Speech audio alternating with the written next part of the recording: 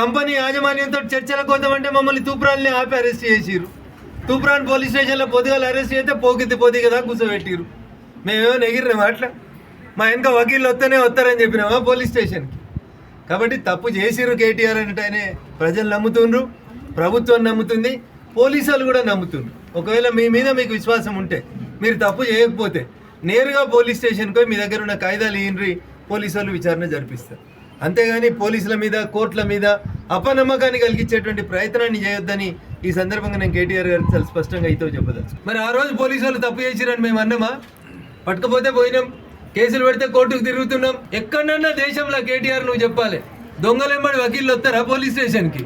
అట్లా పోతే ఇక దొంగతనమే చేయలేదంటాడు, కాలు మీద కాలేసుకొని కూర్చుంటాడు, మా వకీల్ సాబ్ చెప్తాడు అని చెప్తాడు. అందుకని కేటీఆర్ గారు ఒకవేళ తప్పు చేయకపోతే ఏసీబీ ముందుకు పో, ఈడీ ముందుకు పో, లేమ్ ఎక్స్క్యూజెస్ ఎందుకు?